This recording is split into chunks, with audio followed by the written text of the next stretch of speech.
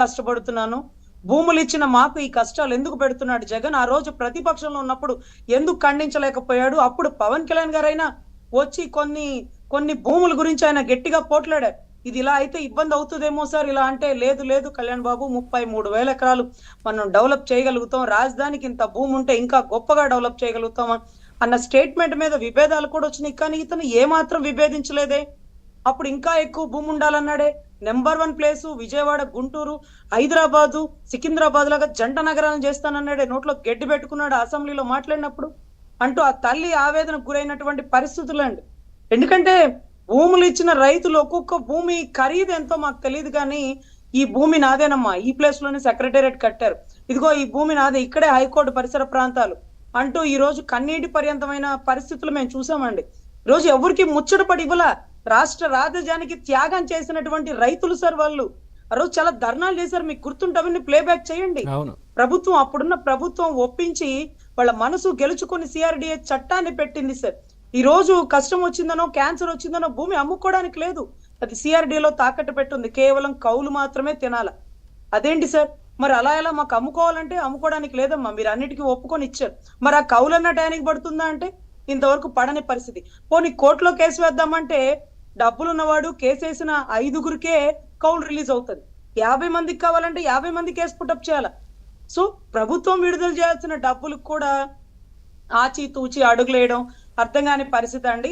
So anyway, ఇందాక చెప్పినట్టుగా వరదకి గురవని ప్రదేశం ఏమన్నా ఉంటే చూడండి. తర్వాత ఇంకొకటి ఏంటంటే 3 రాజధానులు అనే ప్రపోజల్ పెట్టారు ఆ టైంలో కూడా.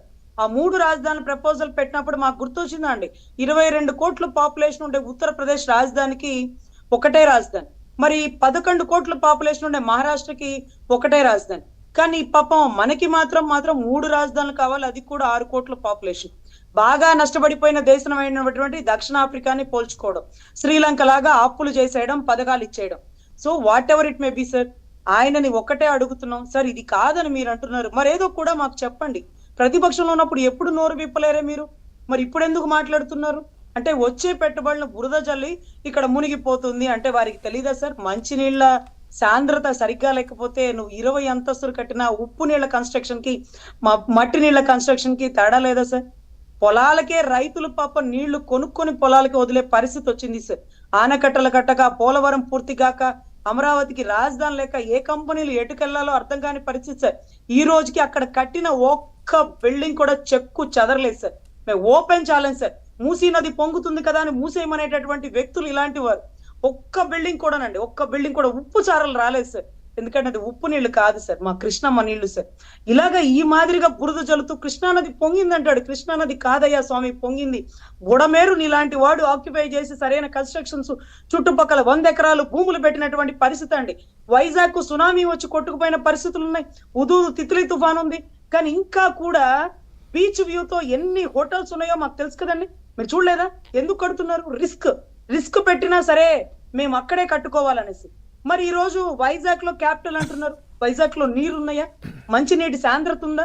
కనీసం మాకు హైదరాబాద్ హాస్టల్లో మాకు 4,000 బిల్లు ఉంటుంది సార్, కానీ వైజాగ్ హాస్టల్లో 7,000 8,000 ఛార్జ్ చేస్తారు. ఏంటి మేడం అంత ఎక్కువ అంటే? ఇక్కడ వాటర్ దొరకదమ్మా, ట్యాంకర్లతో వేయించుకోవాలంటారు. రోడ్లు, కొండరాళ్లు, సో ఇవన్నీ పరిసర ప్రాంతాల్లో డెవలప్ చేయడానికి టైం పడుతుంది. కానీ కూడా సెంటర్ ఆఫ్ ద ప్లేస్ ఇదేనండి. నువ్వు వైజాగ్ ని కొత్తగా ఉద్ధరించలక్కనక అక్కడ గతం నుంచే పారిశ్రామిక రంగం కానీ, పర్యాటక రంగం కానీ అన్ని రకాలుగా గతంలోనే అభివృద్ధి చెందిన పరిస్థితులు.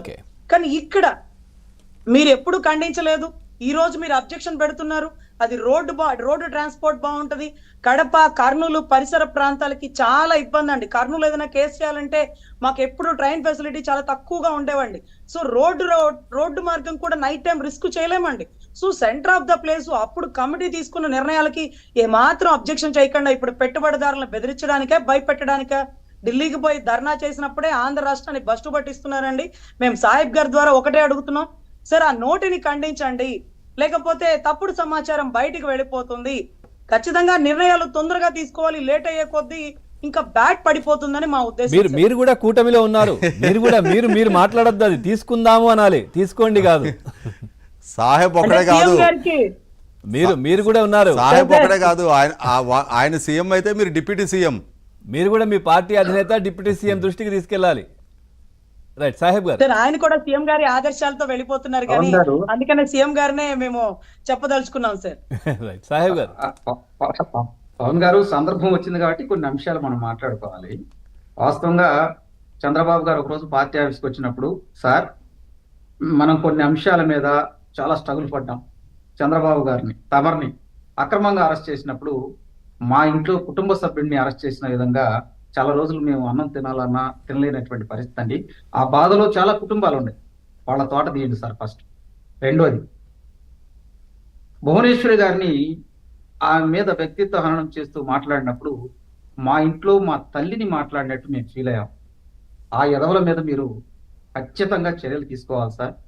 మూడో అంశం, యువనాయకుడు లోకేష్ గారు ఈ రాష్ట్రంలో ఉన్నటువంటి పరిస్థితులను ప్రజలకు తెలియజేస్తూ, ఈ రాష్ట్రంలో అన్ని కులాల వాళ్ళు నష్టపోతున్నారు, వాళ్ళతో పాటు ప్రధానంగా యువత నష్టపోతుందని ఆయన యువగళం అనే పేరుతో ఈ రాష్ట్రంలో పాదయాత్ర చేసేటప్పుడు ఆయన నుంచున్న స్టూల్ను కూడా లాగేసుకున్నటువంటి ఆ దుర్మార్గుల మీద చర్యలు తీసుకోండి అని చెప్పి ఆయన చెప్పామండి మేము.